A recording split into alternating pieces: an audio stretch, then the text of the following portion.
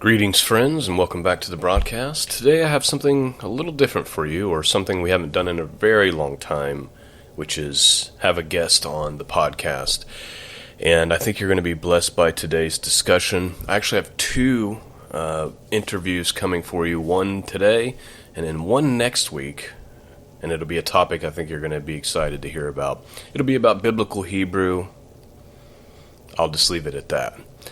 Today, however, I have a special guest. We're going to talk about the condition of the church here in the West. And I want to give a little disclaimer, because there's something here probably to offend everyone. And what I mean by that is we address the condition of Protestant Christianity, Eastern Orthodox, Roman Catholicism. All these things enter into the discussion today, but the primary purpose of the discussion was to A, acknowledge that there's a problem, and B, talk about what we might do to right the ship or move in the right direction. And so just try to be charitable, as we haven't had a guest on the show in a while. And if you come to it with an open heart and an open mind, I think you will find the conversation both a blessing, thought-provoking, and even a little entertaining. So, with that introduction, I pray that you'll be blessed this morning. Let's get to the interview. Greetings, friends, and welcome back to the broadcast. Today I have a special guest joining us to talk about the future of Christianity and how we might address some of the problems we are seeing specifically within mainstream Protestant Christianity. Joining me today is Richard Ackerman, also known as Redeemed Zoomer. He is a member of the Presbyterian Church USA, who started a YouTube channel and a nonprofit dedicated to taking it back from liberalism. Greetings, Richard, and thank you so much for making time this evening. Yeah, well, thanks for having me, Shawn. It's an honor to be here. So, yeah, I'm just a regular guy in the Presbyterian Church. I'm not a pastor. I don't have any credentials, but I really care about the church and the future of the mainline Protestant churches. So I want to do what I can to help them. So I'd kind of like to just start with some of your background, if that's okay with you. Sure. Before we kind of get into the future of Christianity and Operation Reconquista, if I'm saying that correctly, I'm curious how you started YouTubing about Christian history and those types of things. Right. So I didn't grow up Christian. I grew up in New York, going to public school and all that, so it's a very secular area. I came to Christianity at 14 when I went to a music camp in the Midwest that had sort of a Christian theme, a Christian vibe, and I met Christians my age for the first time. So the reason I converted to Christianity was because of Christians. This was back in 2017. And that music camp was run by a PCUSA viola professor at Oberlin. So I joined my local PCUSA church that September. And for the first year, I loved it. It was great. But then the second year, we got a very liberal interim pastor. While our old pastor retired and we were waiting for a new one, we had a temporary interim pastor. And she was very liberal to the point of being heretical. She denied the resurrection of Christ. She was complete universalist. And she really minimized sin. And even though I was a 15-year-old recent convert, I knew something was up. I knew that what she was preaching didn't sound like real Christianity. So I had like a crisis of faith. I had a lot of atheist doubts, but that inspired me to really study the scriptures for myself. And then I found Reformed theology through that. I also, during that time, I had a very good mentor in the church, even though the pastor wasn't very faithful. A lot of the elders were, and I had this really smart elder who's like an Ivy League professor, and he taught me Reformed theology. So when I first found out about how liberal my denomination was, especially when I went to this confirmation retreat that was hosted by my denomination, there was one pastor who said that Jesus wasn't God. They all basically denied the resurrection. Another pastor, if you can call her that, said unborn children are parasites. And I went back to my mentor and I was like, what the heck is wrong with this denomination? I want to go Catholic. I want to go PCA. Anything but this. This is clearly not Christianity. And he was like, Richard, the reason it got this bad is because when it got bad, conservatives kept running away. He said that it wouldn't be this bad if the conservatives had just stayed and fought like they did in the Catholic Church when liberalism showed up there in the 1960s. But in the PCUSA, every time it shifted a bit to the left, the conservatives just gave up and ran away. And that happened on several different occasions. The first wave was in the 1930s with the OPC, then in the 1970s with the PCA, then in the 1980s with the EPC, and then in the 2010s with ECO. And I'm worried that it's going to happen again in the 2020s with this recent Olympia overture. So basically, the reason it got this bad, he told me, is because conservatives kept running away. So he told me, don't run away. No matter how bad it gets, don't run away. And I was like, okay, I didn't really know where else to go. So I just sort of stuck with it. But I had this mindset that eventually I'm going to have to leave the PC USA. It's not going to get better. But then when I went off to college, I went to Texas. And the good news was there were actually other Christians my age, and I loved that. But the bad news was it was not Christianity that I really recognized. It was very non-denominational and evangelical and had no rootedness in any historic Christianity whatsoever. And it was once I was immersed in that I actually realized what my mentor was talking about when he talked about the need to preserve the main lines. So it was really in my freshman year of college that I first conceived the idea of Operation Reconquista, and it was in my freshman year of college that I started doing stuff on Instagram and then later YouTube. And then my sophomore year of college, I officially started the Reconquista movement, especially after my YouTube channel got quite a bit bigger. So that's basically my story. I was a secular convert to Christianity. I encountered liberalism. I didn't know what to do about it. My mentor said, don't run away. I didn't get it, but then I got it, so then I decided to do something about it. So your parents, were they not involved in any form of faith at all? It's complicated. So my dad was raised Jewish. My mom was raised Catholic. They were both sort of, agnostic deists by the time I was born. So I was always raised to believe in God, but not in any specific way. And I soon abandoned that when I was pretty young. But I converted to Christianity at age 14, and my parents both became Christians around the same time that I did. Around the same time I became Christian, I became Presbyterian. My mom also did, and she became Catholic.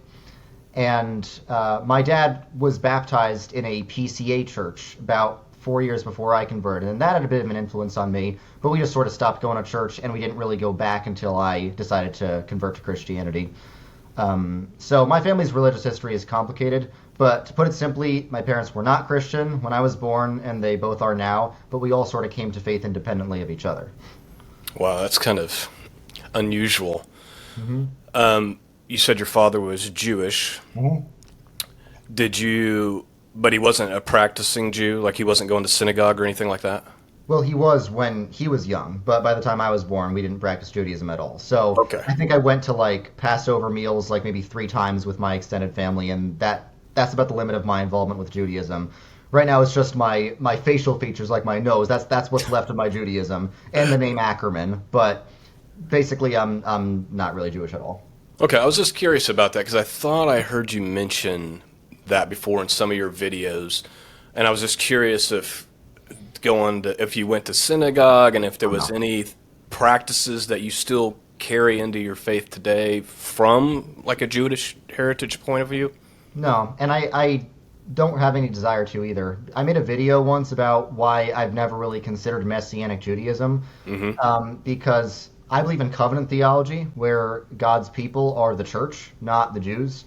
So I think the church is for Jews and Gentiles, so I don't think there's a reason for Jewish Christians to have their own thing on the side. I think we should all just be Christian and follow the traditions, follow the tradition of the one holy Catholic and Apostolic Church, rather than forming some parallel Jewish church. I don't really see the point in that. Gotcha. So all of you converted through Presbyterianism, but your mom. My dad and I did. My mom, it was funny, she was sort of going to a Presbyterian church with my dad when he was in the process of converting, but this wasn't a mainline Presbyterian church. It was PCA, which means it had very contemporary music. And my mom, growing up Catholic, she didn't really like that. And contemporary music has a lot of power. It had the power to make my liberal hippie mother revert to Roman Catholicism and become a trad Catholic. That's the power of. I also recently have a very close friend who grew up in the PCA her whole life, and because she got so sick of all the contemporary music and low view of the sacraments, she's converting to Roman Catholicism now. So contemporary Christian music is power. It makes people go Catholic. I tell you, I feel like a lot of people right now kind of feel like ecclesiastically homeless, if that Yeah, makes sense. yeah, Because they're looking at the issue you described, and it's not just in Presbyterianism, right? It's in every mainline Christian denomination. We're seeing the exact same issue. Or, I mean, even within the Baptist Church, I'm seeing this, which has been kind of a stunner for me yeah. to see them kind of venture more left. Because I kind of felt like the Baptists would be like the last stronghold to avoid that. But In many cases, the Baptist churches, like I've done a lot of research on how hijacked each Protestant denomination has become. By far, the Baptists have done the best job fighting off liberalism. Like the mainline Baptist church is the American Baptist Churches USA. And there is some liberalism there, but it's so much smaller of a percentage than in the United Methodist Church or the PCUSA. So I really respect Baptists for that, even though I'm not Baptist. well, and it I don't know if you see this correlation or if it's even a legit correlation, but it seems like the more historic and beautiful the building itself Oh is. yes, yes. So I'll give you an example. I I come from a believe you. I believe you, and I know exactly why that is. But go ahead. okay, yeah, I want to get your feedback on this, but I want to give you an Okay. example here. So I come from a Baptist background. I was baptized in a Baptist church in 2001. I have a biblical studies degree from a Baptist university. I'm not Baptist, but that's my background. Hmm. And I've kind of considered what you've been saying and some other people have been saying about trying to kind of take back these mainline denominations. And I really love these old historic Christian cathedrals. They're so beautiful and so reverent. So there's one in the town I live in that I would consider that. It's one of the most beautiful buildings inside and out in this city, but it has a wife, husband, pastor type of thing going on. So you have a female preacher. The whole elder board is basically women. So it's really leans towards feminism and stuff. And I was just completely dumbfounded because there's probably 5 other Baptist churches in this town, maybe more, where their liberalism would not be even something you would think of when you walk into it. So why is it that all of our most beautiful cathedrals, regardless of what mainline denomination it is, has been overrun by leftists? Yeah, I've seen that pattern too. Almost every beautiful historic Protestant church in New York City is very, very liberal because I'm from New York. It's very intentional. There is an intentional hijack from cultural Marxism. I'm not sure how much you've read up on the Frankfurt School and cultural Marxism, but basically the Frankfurt School, these Hungarian thinkers, many of them were Jewish and they came to America after World War II. They said we need to do a long march through the institutions. Their way to gain power was very subversive, very effective. And I think the left has won and the right has lost because the right has adopted the opposite strategy of the left. The left strategy is always be present in the most influential, most culturally important institutions. And Antonio Gramsci said we need to do a long march through the institutions. That means the universities, that means the media, that means things like the Boy Scouts, but most importantly, the churches. Now, the strategy of conservatives in America, as my mentor told me for the past 100 years, has been the exact opposite. It's been retreat from the cities, retreat from the mainstream institutions, retreat from the public schools. Retreatism has been the zeitgeist of conservatism for the past 100 years, and it's why they've lost every single cultural battle. Feminism, gay marriage, the sexual revolution, transgenderism, and now polyamory, you name it. The right loses every cultural battle eventually. Even if there's some brief reactionary movements, I think we are seeing a reactionary movement right now, it doesn't last. That happened in the 80s with the moral majority. It's not going to last. So the only way to have lasting impact is to hijack the institutions. And that's what the left has been doing. So they make a point to hijack whatever is most culturally important. That's why I'm not giving up on Protestantism. A lot of people are giving up on Protestantism because it's so hijacked and saying, oh, well, I'm just going Catholic. And the Catholic Church is hijacked to some extent, less so, but some extent they're like, okay, now we'll go Eastern Orthodox. What I think is the satanic leftists would not be hijacking it if they didn't see it as a threat. there's no liberal hijack of Mormonism. There's no liberal hijack of Islam. There's no liberal hijack of Jehovah's Witnesses because the left doesn't see that as a threat. They are not opposed to just conservative religion in general. They are opposed to institutional Protestantism. That is what they're opposed to. So that is what I think we need to revive. And that's why no matter how liberal the PC USA gets, I'm not leaving. Yeah, I mean, I agree with everything you just said. Do you think part of the reason, like, there's no attempt to hijack, let's say, Islam as an example, is because they don't think that they will flee in the same manner that mainstream Christians have? Not necessarily. I just don't think the powers that be see Islamic society as a threat. I think they see Protestant society as the main threat to establishing their goals, establishing like the globalist new world order. And this isn't some conspiracy theory, by the way. No. This is like actual academic journals from the Frankfurt School. Yep. And like this is not a conspiracy. You can actually read their material and what their plans are, and they've implemented it very successfully, I would say. Well, and if you look at Europe, they're obviously not threatened by Islam because they intentionally import it into their culture. Yeah. To accomplish basically what you just described. Yeah. The lone bulwark against that is institutional Protestantism. So that's target number one for them. It's interesting seeing that, like, these days Catholics are waking up to that sort of alliance, and these days Catholics are the strongest bastion of conservatism in America. I'll admit that. But back when the hijack was beginning, the Catholics were on the side of it. The Catholics were part of the whole like political coalition with like LGBT and other non-Christians. So they flipped on that, and it's good that they have. But they need to recognize that Protestantism was the thing holding this all back, and since Protestantism has been hijacked, now it's running free.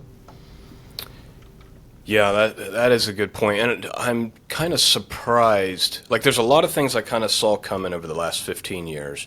Yeah. But Roman Catholicism becoming like the conservative Christian faith in America, I have to admit, is a shock to me. Do you know the Southern Presbyterian theologian Robert Louis Dabney? Do you know him? I don't. So he was a Southern Presbyterian in the 1800s. He's a bit controversial. It's not hard to find out why, and I would not agree with him on that, obviously.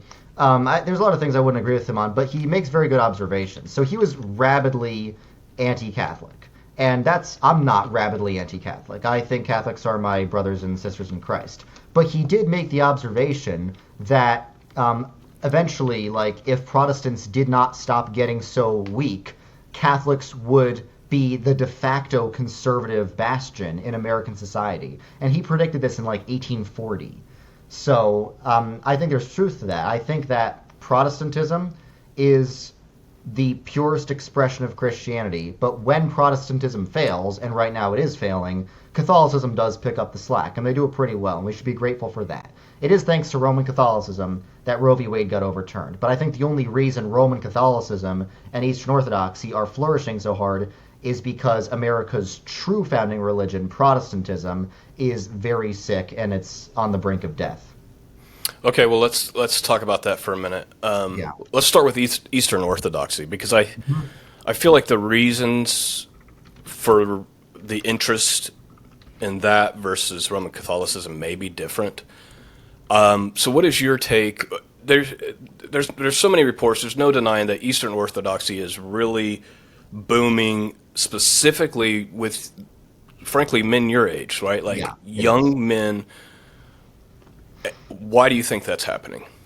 There's a few reasons. There's a more superficial reason, and there are more theological reasons. So the more superficial reason is that Eastern Orthodoxy externally looks the most traditional. And I will grant that in the past 500 years, Eastern Orthodoxy has changed the least. These young men, they were raised with leftism, and it was shoved down their throats, so they are reacting hard against that. They just want to find whatever form of Christianity is the most traditional and conservative. And in this day and age, I will grant that Eastern Orthodoxy is the most traditional and conservative. Now, I don't think that is all that makes a church good. I think while Eastern Orthodoxy has changed the least, the other side of that coin is they've done the least innovation over the centuries. That's why it's actually the Western Church that started modern science and modern universities and invented classical music and all that. I think the Western Church contributed much more to God's kingdom than the Eastern Church ever did. But the Eastern Church is a relic of basically Byzantine imperial Christianity. Now, they'll say that Eastern Orthodoxy goes all the way back to the early church. I've done a deep dive into that. I found that's not really true. The early church did not have the same theology of icons that the Eastern Orthodox Church does. Correct, yeah. But because it's old, and it's clearly a lot more unchanged in the past 1,000 years even than Catholicism and Protestantism, it's not hard for people to believe them when they say we are the one true church founded by Jesus and the apostles. So that's the first reason. The second reason I think is that they actually do have a lot of very strong apologists on the internet. And it seems like every time somebody becomes an Orthodox catechumen, they immediately start like an internet apologetics channel, and that's something Protestants have been slacking on. Like the only Protestants these days who have like really big apologetics platforms are people with like very, very low church theology that I wouldn't agree with. I'm talking about people like James White, who aren't exactly defending historic Protestantism because a lot of the things they criticize Rome for, like the sacraments, are things that the reformers actually agreed with. I'm trying to change this. I'm trying to do some of it myself. But there really need to be more, historic Protestant apologists online. One thing mainline Protestants are crap at is online outreach. And that's what I'm trying to change. I'm trying to be a mainline Protestant apologist. Yeah, so I agree with that. I also think that people kind of look at Eastern Orthodoxy as just stable. Yeah. And, of course, they have these grand claims. I would argue that once you're actually involved in it, you might find things are a little different than what you thought going in. It's true. I think people are also ignorant about the exclusivity claims that they have. I mean, they may not, like you talked about their apologists. The apologists will dance around these questions, but the reality is they believe they are the church and that anyone outside of that is not part of the faith. Not Christian. Well, that comes with a lot of implications that I don't think people are realizing. Yeah, Gavin Ortlund does a good job pointing that out and the implications of that. It's like, if it's true, but we just want to see some honesty about that. Like, basically, They attack Protestants for not following the ecumenical councils as strictly as they do. But the ecumenical councils say, outside of this church, there is no salvation. Not outside of this invisible body. No, outside of this particular visible institution, there is no salvation. Not even your nice Baptist grandmother. Right? Exactly. So they will attack Protestants on their system and say, you don't know the canon without like councils or whatever. But when you start to push them on their system, now I appreciate some Orthodox people are more honest and they're like, yeah, there's no salvation outside us. Deal with it. That's what I appreciate more.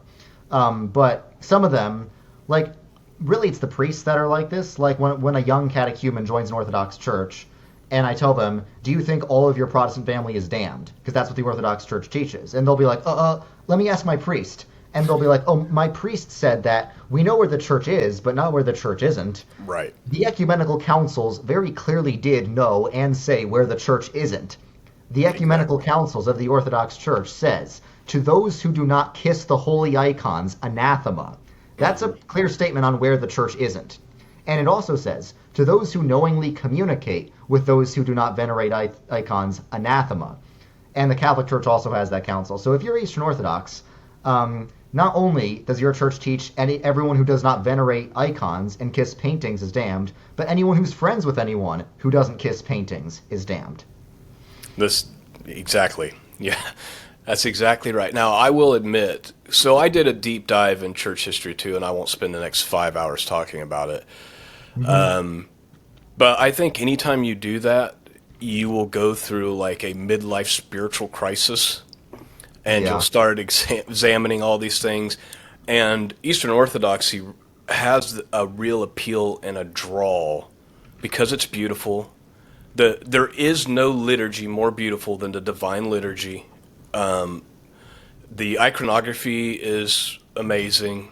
It's an experience. You really feel like when you go to the Divine Liturgy, you're worshiping God and the focus is Jesus Christ and it's not about me being entertained. And so there's a lot of things, especially when you're battling your Protestant church is like going off into clown world.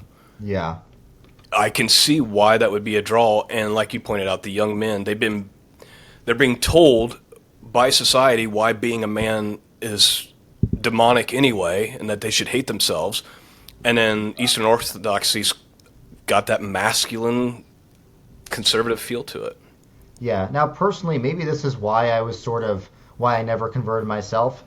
The aesthetics of Eastern Orthodoxy never really did draw me in. Like, the aesthetics that really appeal most to me are just the sort of Gothic church architecture and the Protestant style of hymns with like 4-part harmonies. And icons and statues have always made me uncomfortable. Like it feels a bit pagan to me. So like a church with colorful windows, but windows that don't really depict Christ or the saints, and like a Gothic structure and 4-part homophonic Protestant hymns.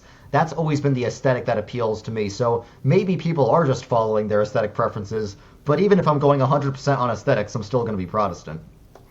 Yep. I do like the iconography. I don't really want to kiss it. Yeah. But which, they would argue that, well, you're not really kissing the painting. You're venerating the person the painting's of. You're Right. showing respect to that saint or whatever. But I understand that. And I mean, in the early church, there was a debate over whether to have images for teaching purposes or whether to not have images at all. And there are people on both sides. Now, Right. I'm a full-blown iconoclast. I don't believe in any images of Christ. I understand that you can make the case most Protestants, I'm in the minority here, most Protestants believe images are okay as long as you don't venerate them. But I see no precedent in church history for this theology of venerating icons where the icons are windows into heaven, and you must do that to be saved. Right. That is nowhere in the early church. Exactly. And these are the little nuances I think that people don't realize the church teaches until they're already being catechized. Yeah. And once they are being catechized, then the priest can always just dance around it and say, like, oh, well, it's not up to us to judge. It's up to God to judge. The councils do judge people pretty hard, I gotta say. Yeah, they do. They do. And for me, so the icons aren't necessarily a turnoff, but then statues are.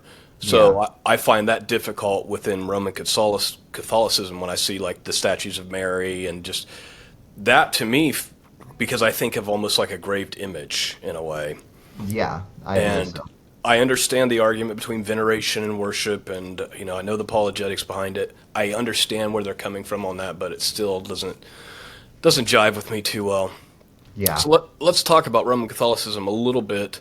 Do you think so? There is a growing interest, and it's kind of becoming trendy, if that's a terrible word to use, but because you're seeing Mark Wahlberg and is it Jonathan Rumi and the Hollow app and Chris Pratt, and you've got kind of like this Hollywood thing going on with it, and then the vice president is Catholic, and then you've got political people like Candace Owens, and then you've got intellectuals like Jordan Peterson, who's looking at it. His wife's Catholic, and it's drawing a lot of attention.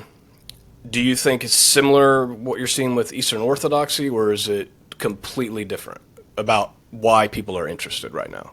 It's very similar. I think, depending on people's predispositions, they might be drawn to different things.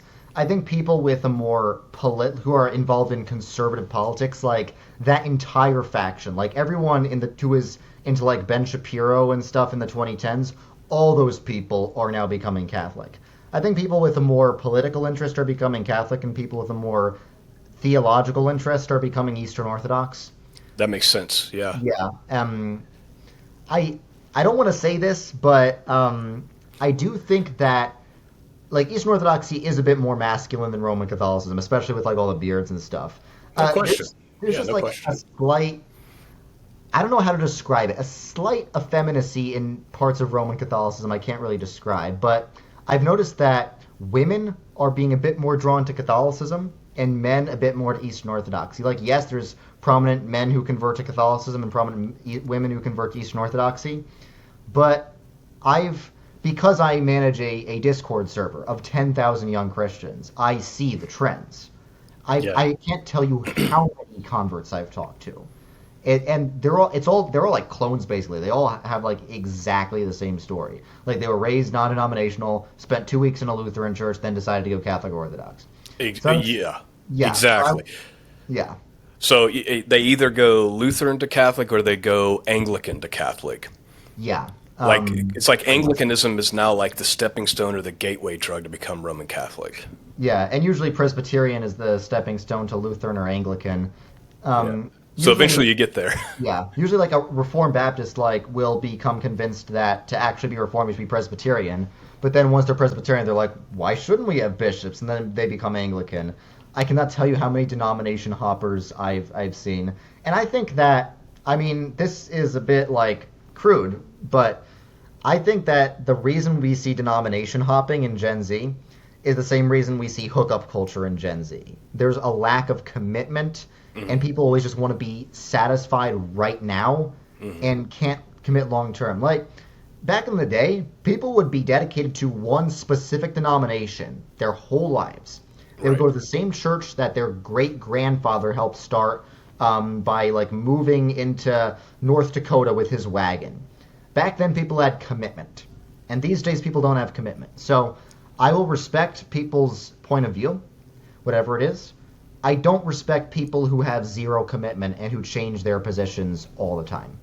Well, and I would argue that all these people that are converting right now, I would say specifically those who were Protestant and they do the church hopping thing until they end up Catholic, that they will eventually leave the Catholic Church. And I actually want to demonstrate this with just this article that came out. I'll read some of this to you. You Sure. can tell me what you think. It was surveys done to find out, kind of what's going on. So for every 100 people that become Protestant, there's 180 leaving out the back door, right? So we're losing more than that are coming.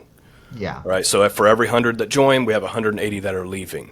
In the Catholic Church, right now, for every 100 people who join, there's 840 leaving. Wow, really? Do you This think it's the is, same people, though? Do you think the converts are going to leave, or do you think it's just cradle Catholics leaving? I do think a lot of it's cradle Catholics. So, according to the survey, where they're going is a majority of the ones who leave being Catholics, of like 56% of them, they're just not becoming anything. Yeah. They're just becoming non-religious, basically.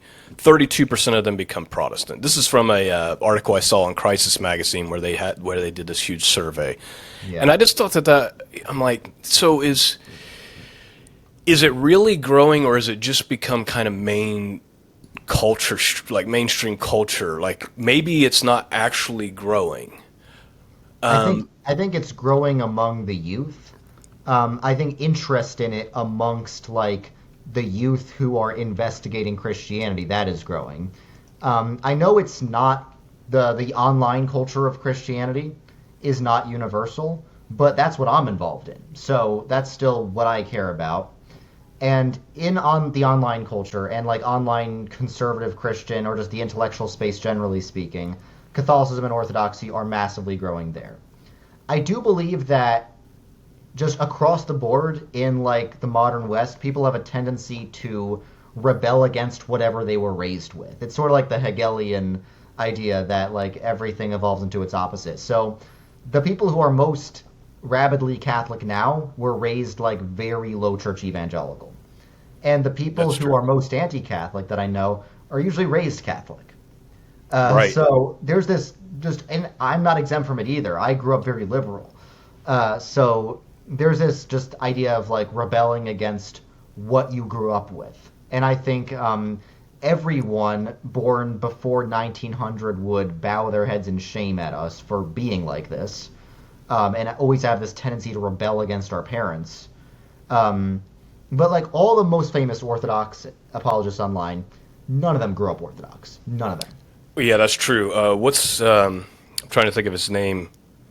Josiah? There's Josiah Trenum, yeah, he used to be Presbyterian. There's Jay Dyer, who bounced around a million things, eventually ending up Orthodox. Yeah. There's Luigi also went Baptist, Presbyterian, then Orthodox. So yeah, I mean, I guess it's because Orthodoxy doesn't have much history in America. But even so, there's just this mindset of not being loyal to what you were raised with and not being loyal to the faith of your parents. And Well, I think and not even being, and a lot of times they're not even charitable to the faith or to the denomination that brought them into the faith, right? yeah, Like, it's almost like I'm so angry because now I just figured out that Roman Catholicism is true and Protestantism isn't, and now my mission is to be a Catholic apologist, and I'm just going to slander Baptist now. Like, there is sort of that kind of thing going on too. I will say one of the appeals to either or Eastern Orthodoxy, Roman Catholicism is you do at least know what they believe if you care to examine it. yeah. Whereas if you say I'm Protestant, well, that means what you think about baptism and what I think about baptism might be completely different, and I find that really problematic.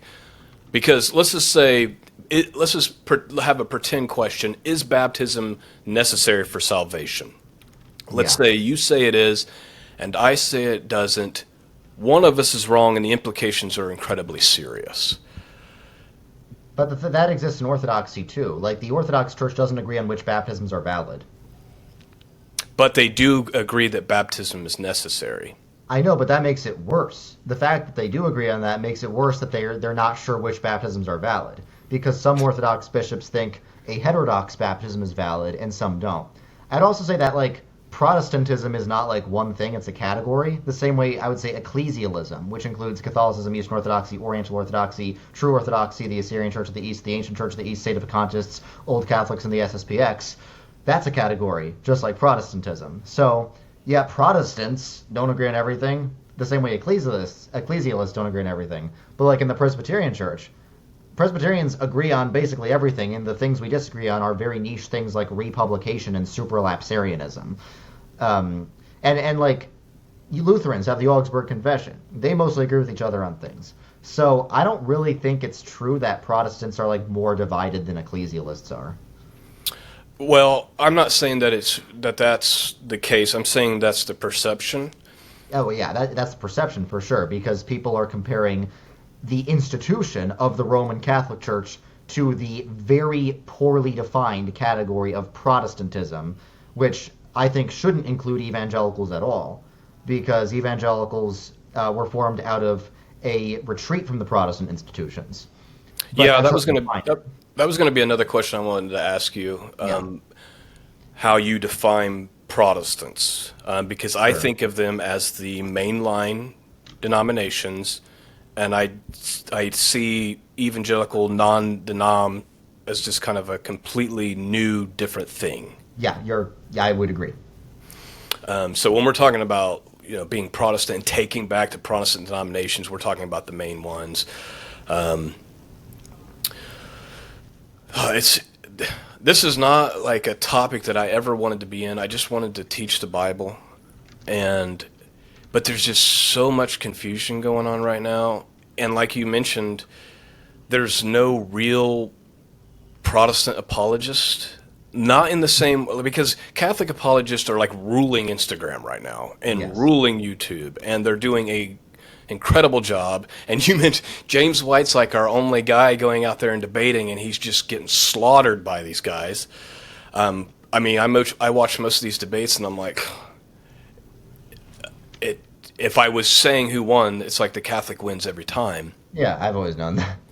And so, yeah, we're in an interesting time. You made a video, so let's just transition here, and then we'll end with talking about Operation Reconquista and kind of get practical about what that looks like. Yeah. But you did a video titled "The Future of Christianity in the Next 100 Years" or something like that, Yes. and I agreed with it, but it was kind of pessimistic. So, do you want to just kind of briefly give us your take on what you think? And you don't have to go out for like the next 100 years. What do you think is going to happen in the near future Not what we want to happen or what we're trying to make happen, but what you think will actually happen.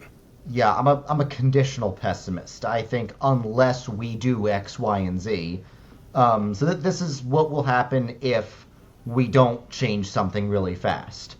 Classical Protestantism, or I would just say Protestantism, will fade into obscurity in the West. It'll still be fine in other places, other parts of the world. So that doesn't mean the gates of hell prevailed against the Protestant church. It just means Protestantism will vanish from the West. It'll become just a very, very niche, obscure thing. The choices will be like evangelical / Pentecostal, Catholic, and Eastern Orthodox. That's what the choices are going to be. Which is where everybody's going right now, right? Like it's literally those three things. Yeah, so Protestantism, I think, will basically merge into, it'll basically realign itself, not based on theological traditions like traditionally has, but based on political affiliations.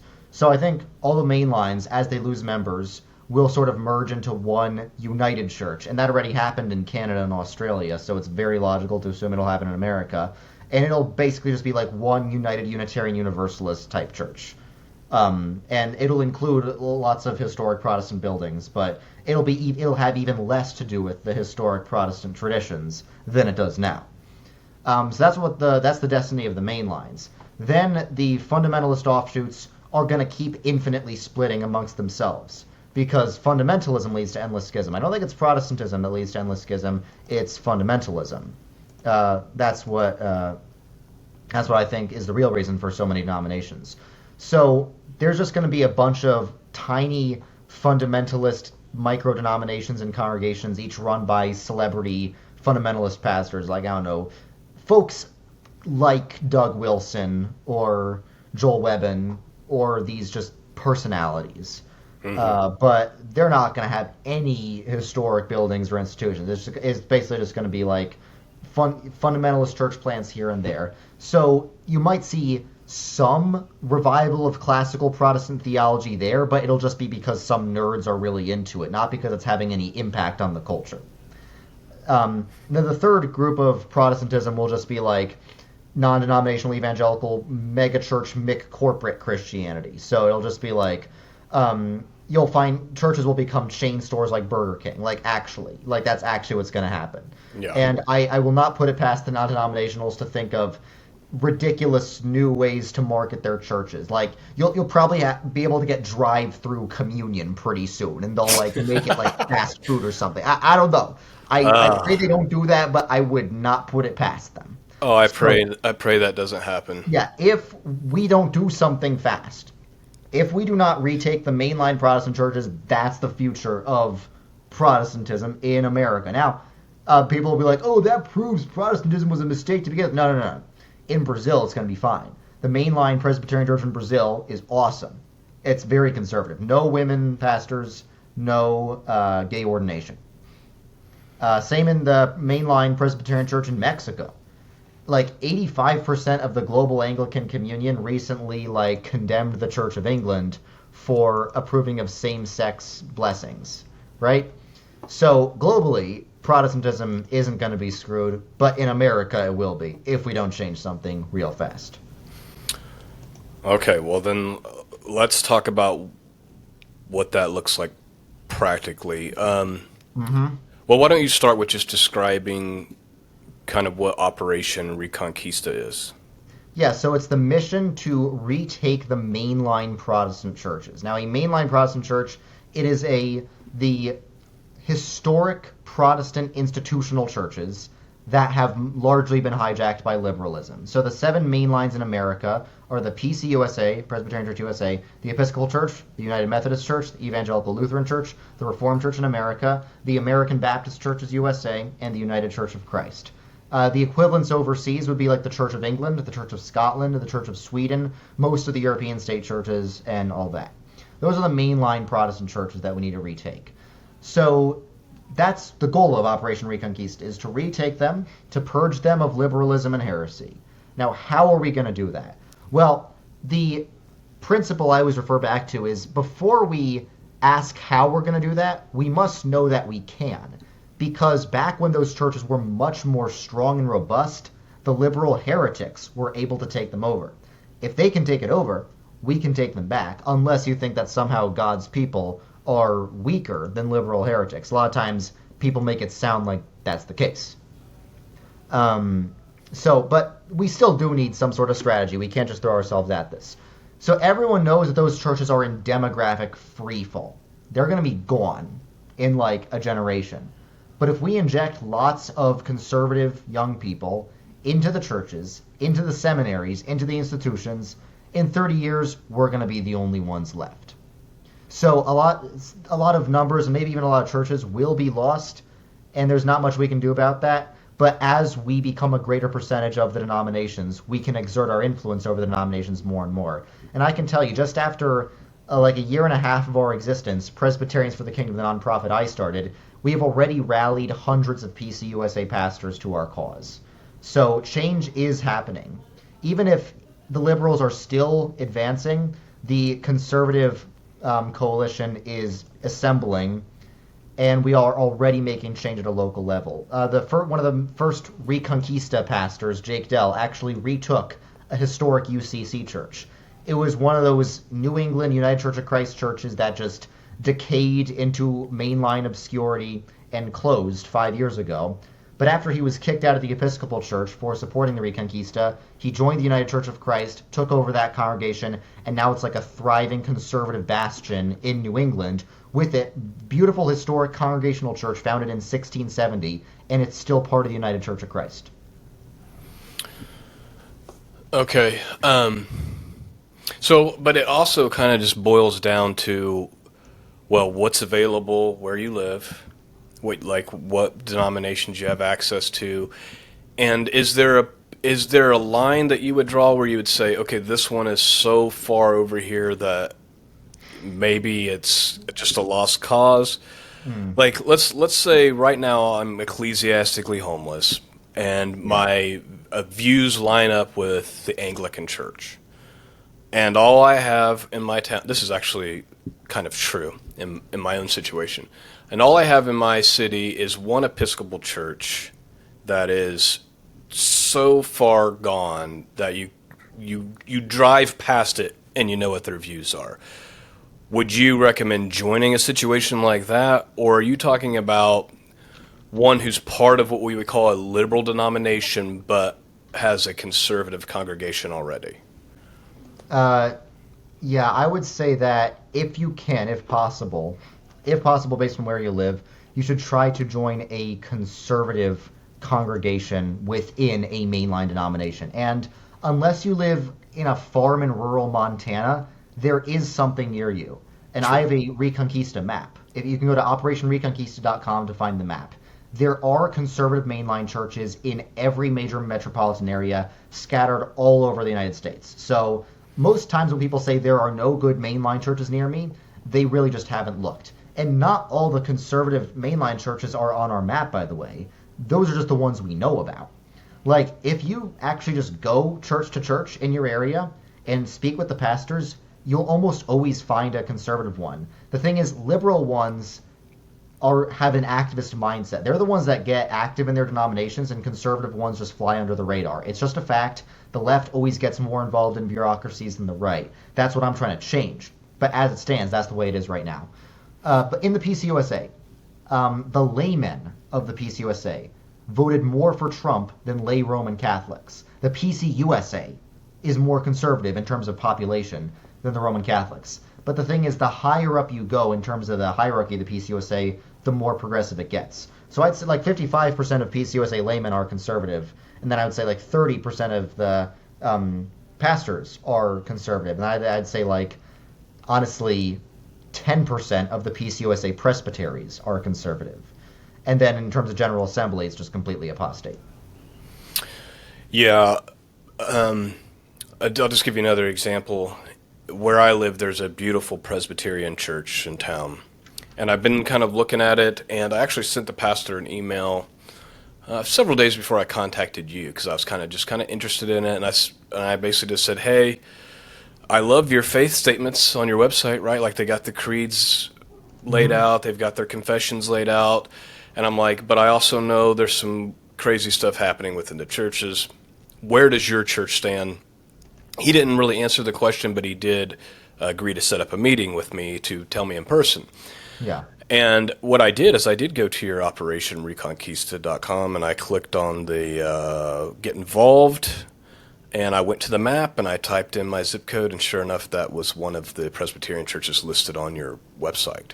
Yeah.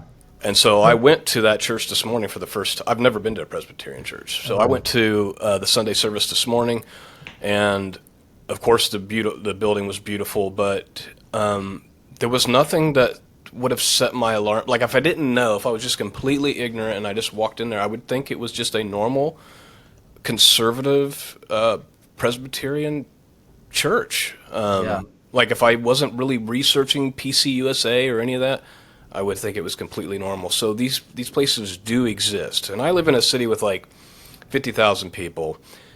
We have a very conservative Lutheran church, but I don't know that you would consider, I don't know what you would consider main line. So like the LCMS? Yeah, LCMS is gray area because they didn't split from anyone, but they're not in communion with the other main lines. They're I wouldn't say they're mainline, but they're historic enough to be mainline, and I really support the LCMS. Well, and here in the Midwest where I live, that's plentiful. So there is certainly beautiful buildings, conservative congregations that you could be a part of. Yeah. You know, there's this Charles Spurgeon quote that I think of a lot. He says, if the perfect church existed, it would cease to be perfect the moment I joined it. Yeah. And I think part of the problem is where we think we have to check every single box, like as far as theology is concerned. I mean, do you agree with that? Like, you don't have to check every box. And I also think that, like, back in the day, the tolerance threshold for how many errors your church can have before you leave was infinitely higher than it is now. Now it's like if the pastor says one woke thing, you're out the door. Right. Like on Twitter, they'll say, "Oh, pastors are effeminate, and if they don't condemn everything I don't like in the harsh enough terms, they're compromised. You have to leave the church." That was the mindset of the Anabaptists that the Reformers all condemned. Robert Bailey is one of the authors of the Westminster Confession. He's one of the Scottish Westminster divines. He said that even if your church falls into heresy, you shouldn't leave, because he says that the Galatian church fell into heresy, but none of the apostles ever split from it, nor did they give the least warrant to any of the disciples to make a separation from any of them. Pope Alexander in the Middle Ages was using the Vatican for like orgies, and he said he didn't know if he believed in God. And back then, people weren't saying to split from the church on the grounds of that. Samuel Rutherford, another Scottish Westminster divine, said, even during the days of the pornocracy and the worst times of the Roman Catholic Church, nobody was justified in leaving the Roman Catholic Church until they were actually forcibly excommunicated, starting with Luther. Yeah, these are really, the times that we're facing right now are really not the times to abandon. Yeah. And to just, and honestly, I think at least a lot of Protestant Christians that I know, they didn't leave and decide they're going to be Roman Catholic or something like that. They just don't go anywhere anymore.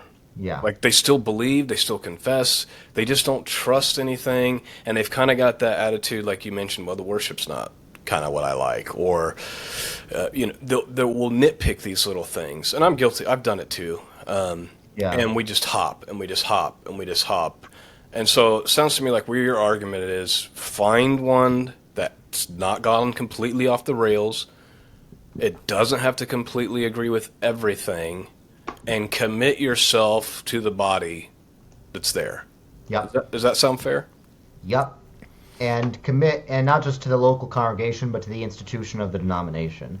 Like a lot of people these days think on a very congregational basis.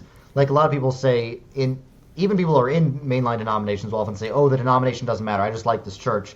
That's not how Christians of any denomination used to think. People used to risk their lives and go on treacherous journeys to the frontier just to have a congregation of their specific denomination.